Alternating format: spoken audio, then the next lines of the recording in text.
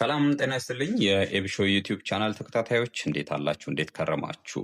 ወደዚህ ቤት ስለመጣችሁ እጅግ አድርገን እናመሰግናለን። ስለምትከታተሉን፣ ሰብስክራይብ ስለምታደርጉን እናመሰግናለን። ሁልጊዜ እንደምንለው ለቤቱ አዲስ ከሆናችሁ ሰብስክራይብ በማድረግ ቤተሰብ መሆን ትችላላችሁ። እንዲህ አይነት የግብርና ምክሮች፣ ሀሳቦች እንዲደርሷችሁ የምትፈልጉ ከሆነ የደወል ምልክቷን በመጫን ሁልጊዜ ኖቲፊኬሽን እንዲደርሳችሁ አድርጉ።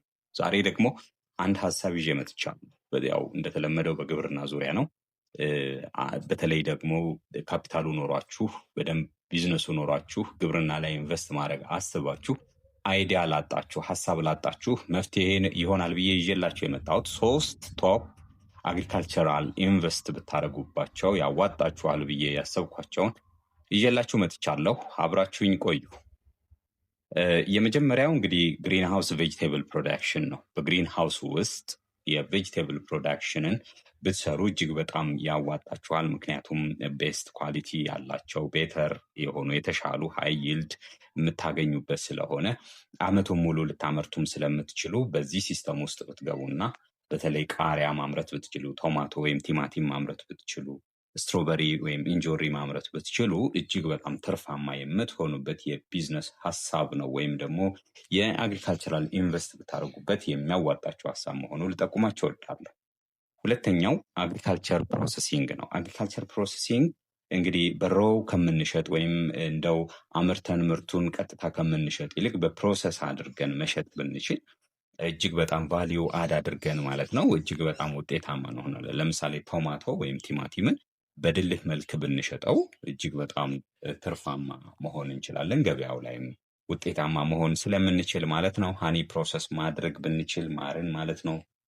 የተለያዩ ቅመማ ቅመሞችን ግራይንድ ወይም እየፈጭን በዱቄት መልክ ማቅረብ ብንችል፣ ዘይት ኤክስትራክት ማድረግ ብንችል ከተለያዩ ዘይት ከግብርና ሊመረቱ የሚችሉ ተልባ፣ ኑግ ስላሉ እንደዚህ አይነት ቢዝነሶች ላይ ኢንቨስት ብታረጉ ገንዘባችሁን ውጤታማ ትሆኑበታላችሁ ማለት ነው።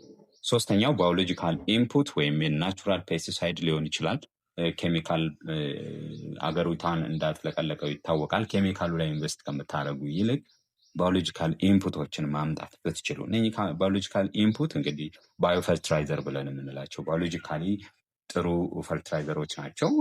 ኢምፓክት የላቸው፣ ተጽዕኖ የላቸውም፣ ኔጌቲቭ ኢምፓክት የሌላቸው መሬቱ ላይ፣ አካባቢው ላይ፣ እጽዋቱ ላይ ማለት ነው። ስለዚህ ባዮሎጂካሊ ፈርቲላይዘር ናቸው። ስለዚህ ባዮ ፈርትራይዘር ላይ ኢንቨስት ብታደርጉ እጅግ በጣም የተሻለ ስለሚሆን ማለት ነው።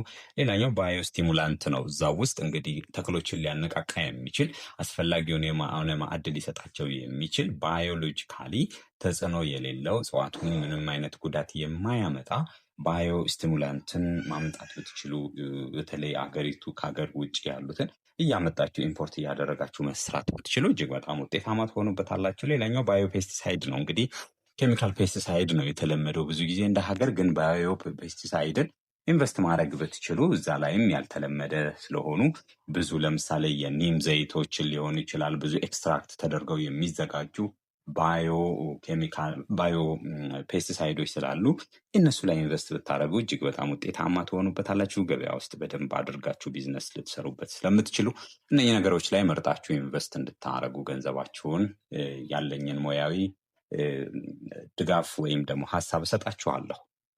ስለነበረን ቆይታ እጅግ አድርጌ አመሰግናለሁ። ስላዳመጣችሁኝ፣ አብራችሁኝ ስለቆያችሁ አመሰግናለሁ። እንደተለመደው ቤቱን ሰብስክራይብ እንድታደርጉ ጠይቃለሁ። አብራችሁኝ ስለቆያችሁ ታንኪዩ፣ አመሰግናለሁ።